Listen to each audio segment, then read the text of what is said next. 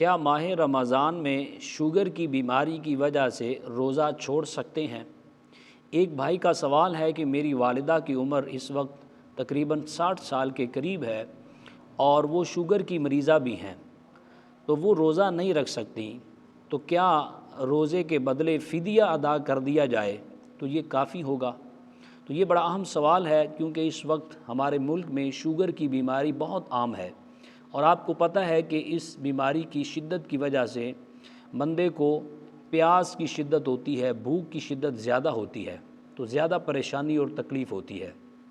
تو ایک بات یاد رکھیے، سب سے پہلے مسئلہ یہ ہے کہ اگر کوئی شوگر کا مریض ہے یا کوئی اور بیماری ہے، تو کسی بھی بیماری کی وجہ سے اگر روزہ چھوٹ جائے تو تندرست ہو جانے کے بعد وہ روزہ رکھنا، اس کی قضا کرنا یہ لازم ہے، یہ بھی فرض ہے۔ ہاں، دوسری صورت ہے کہ اگر بیماری اتنی بڑھ گئی ہے اور اس کی امید بھی نہیں کہ مریض ٹھیک ہو جائے گا، دن بہ دن ضعف بڑھ رہا ہے، کمزوری میں اضافہ ہو رہا ہے یا بیماری بڑھ رہی ہے، تو امید ہی نہیں کہ یہ کبھی تندرست ہوگا، تو اس صورتحال میں آپ پھر فدیہ دے سکتے ہیں۔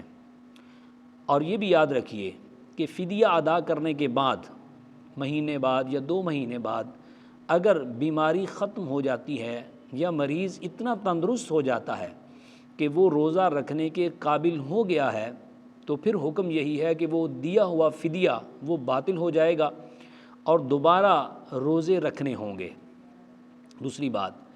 اور تیسری بات یہ ہے کہ بیماری کی وجہ سے اگر گرمی ہے، روزہ نہیں رکھ سکتا مریض، تو آپ سردی کے موسم میں وہ روزے رکھ سکتے ہیں، اکٹھے رکھ لیں، نہیں رکھ سکتے تو الگ الگ بھی رکھ سکتے ہیں۔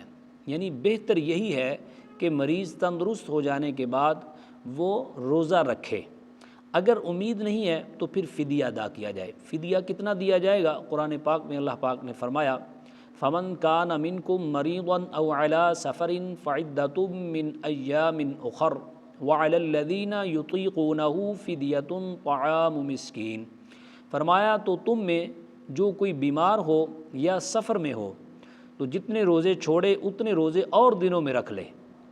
اگر طاقت نہیں رکھتا، وہ سٹیبل نہیں ہے، تو اس کے لیے حکم ہے کہ وہ ایک مسکین کو 2 وقت کا کھانا پیٹ بھر کر کھلا دے، یا ایک صدقہ فطر کی مقدار کے مطابق پیسے ادا کر دے۔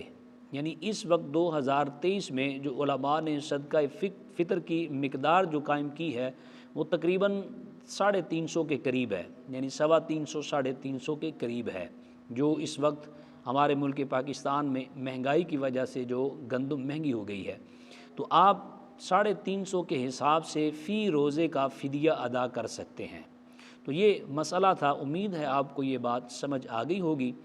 ہمیں اپنی دعاؤں میں یاد رکھیے، اللہ تعالیٰ ہم سب کو رمضان شریف کی تمام برکات نصیب فرمائے، آمین۔ والسلام علیکم ورحمۃ اللہ۔